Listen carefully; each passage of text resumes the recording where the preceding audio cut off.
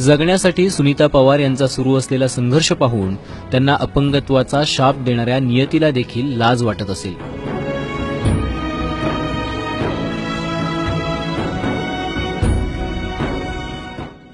नियतीनं सुनीता यांचे हात हिरावले, मात्र त्यांच्या लढवय्या वृत्तीला नमवणं कदापि शक्य नाही।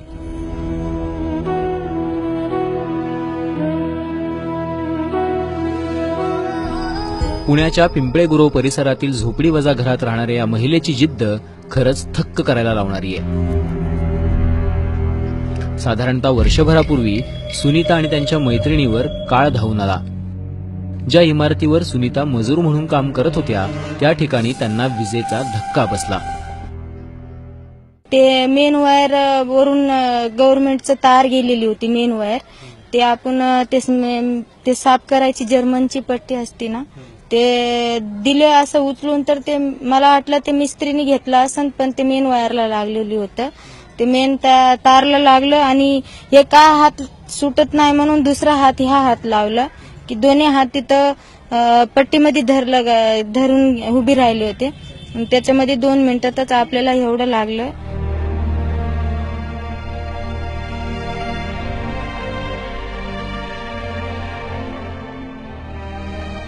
विजेच्या धक्क्यामुळे सुनीता यांचे हात कोपरापर्यंत जळाले। उपचारादरम्यान डॉक्टरांना हात कापावे लागले। जर हातच नसतील तर पोट कसं भरायचं असा प्रश्न सुनीताताईंसमोर आव असून उभा राहिला। हात गमावल्याचं संकट कमी होतं म्हणून की काय, पतीनं देखील सुनीताताईंची साथ सोडली आणि हात नसताना 2 लेकरांना जगवण्याचं आव्हान या माऊलीसमोर उभं टाकलं।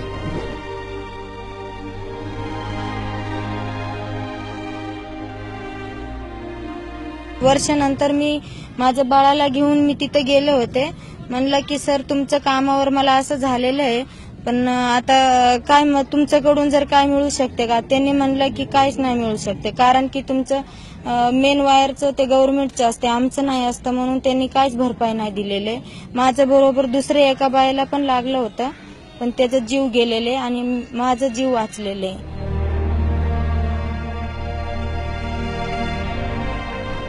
सगळं दुःख बासनात गुंडाळून सुनीता यांची लेकरांना जगवण्यासाठी धडपड सुरू आहे। आता दुसरीकडे माझ्याकडून जेवढं काम होतं तेवढं मी करू शकतो, माझ्याकडून जमलं ते काम मी करू शकते।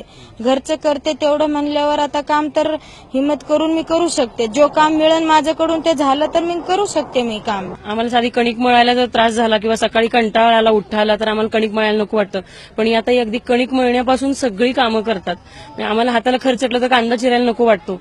त्यामुळे एक स्त्री म्हणून मलाही असं वाटतं की यांच्या बाबतीत जरूर सगळ्यांनी विचार करायला पाहिजे आणि मदतीसाठी पुढे यायला पाहिजे।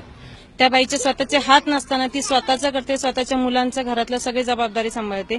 ही आमच्यासारख्या ज्या बायका सशक्त आहेत त्यांनी कुठेतरी विचार करायला हवा की दुनियेत अशाही बायका आहेत। मग आपल्या जी परिस्थिती व्यवस्थित असेल तर अशा बायकांना नक्की आपण सपोर्ट करायला पाहिजे। साधं खर्चटलं तरी आपण देवाचा धावा करतो, मात्र चक्क हात नसताना सुनीता पवार यांच्याकडून जगण्यासाठी सुरू असलेली लढाई पाहून देवही हात जोडील। आता गरज आहे ती सुनीताताईंच्या पाठीशी उभं राहून त्यांना मानसिक आणि आर्थिक बळ देण्याची। मंदार गुंजारीसह ब्युरो रिपोर्ट, एबीपी माझा, पुणे।